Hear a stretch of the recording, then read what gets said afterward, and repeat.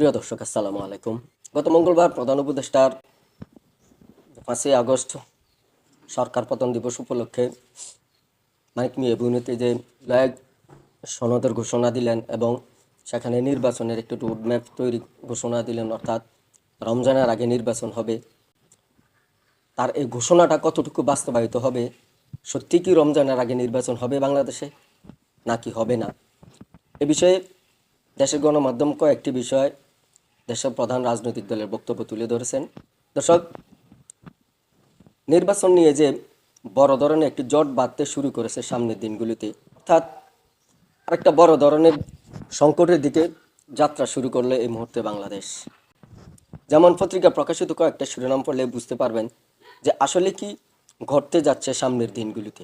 একেবারে যে ডক্টর ইউনূসের ঘোষণা অনুযায়ী রমজানের আগেই নির্বাচনটা হবে তা কিন্তু পরিষ্কার নয়। দর্শক, একটি সুষ্ঠু, অবাধ, গ্রহণযোগ্য নির্বাচনের জন্য গত 15টি বছর বাংলাদেশের কয়েকটি রাজনৈতিক দল লড়াই করে যাচ্ছে এবং সে লড়াইয়ের ফলপ্রসূতে আওয়ামী সরকারের পতন ঘটেছে।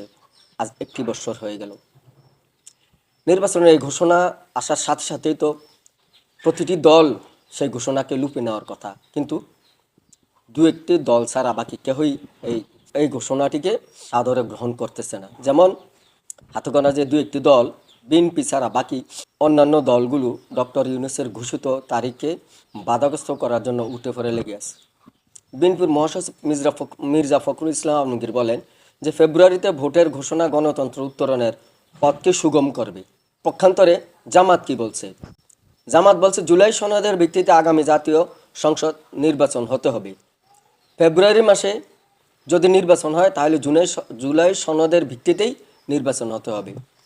সেই জুলাই সনদের বিষয়টা তারা বলছে আইনি তার একটি ভিত্তি দিতে হবে। এনসিপি বলছে পিলখানা হত্যাকাণ্ড সহ বেশ কয়েকটি বিষয় জুলাই ঘোষণাপত্রে অনুপস্থিত। তারা বলছে যে আমাদের আপত্তি নেই, কিন্তু নির্বাচনের পূর্বে তাদের ঘোষণা এবং তাদের দাবিগুলি বাস্তবায়ন করতে হবে। কিন্তু বিএনপির নেতা সালাউদ্দিন আহমেদ কি বলেন? তিনি বলেন নির্বাচিত সংসদের বাহিরে গিয়ে কোনো জুলাই সনদ কোনো কিছুই বাস্তবায়ন করা সম্ভব না, এবং তার এটা জানা নেই সংসদের বাইরে গিয়ে সংবিধান সংশোধন করা বা কোনো কিছু সন্নিবেশিত করা। সংবিধানের 106 অনুচ্ছেদ অনুযায়ী বর্তমান সরকার পরিচালিত হচ্ছে। তাহলে একটি গ্রহণযোগ্য নির্বাচন, অর্থাৎ একটি গ্রহণযোগ্য সংসদের মাধ্যমেই এই দাবিগুলি বাস্তবায়ন করতে হবে, অন্যথায় এই দাবিগুলি বাস্তবায়িত হবে না। জামাতের বক্তব্য হলো প্রধান উপদেষ্টা ঘোষিত টাইমলাইন অনুযায়ী নির্বাচন, তাতে তাদের কোনো আপত্তি নেই, কিন্তু এই নির্বাচন হওয়ার পূর্বেই তাদের এই শর্তগুলি জুলাই সনদ বাস্তবায়ন করার পরেই জাতীয় সংসদ নির্বাচন অনুষ্ঠিত হবে, অন্যথায় সেই নির্বাচনে তারা অংশগ্রহণ নাও করতে পারে।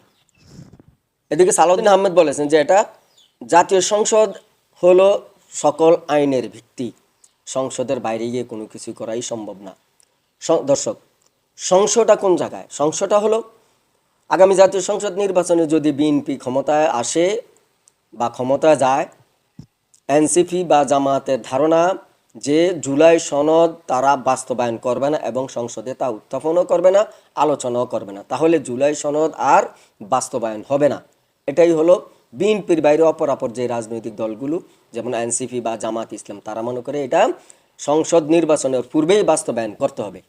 প্রিয় দর্শক, জুলাই ঘোষণাপত্র হোক আর জুলাই সনদ যাই হোক, বিষয়গুলো নির্বাচিত সরকার এবং নির্বাচিত পার্লামেন্টের মাধ্যমে সেটা বাস্তবায়ন করা ছাড়া আর কোনো বিকল্প রাস্তা বা বিকল্প কোনো পথ নেই বলে রাজনৈতিক মহল বা রাজনৈতিক বিশেষজ্ঞ বা সংবিধান বিশেষজ্ঞরা অভিমত। তাহলে কি প্রধান উপদেষ্টার ঘোষিত তারিখ অনুযায়ী নির্বাচন হবে না বাংলাদেশে?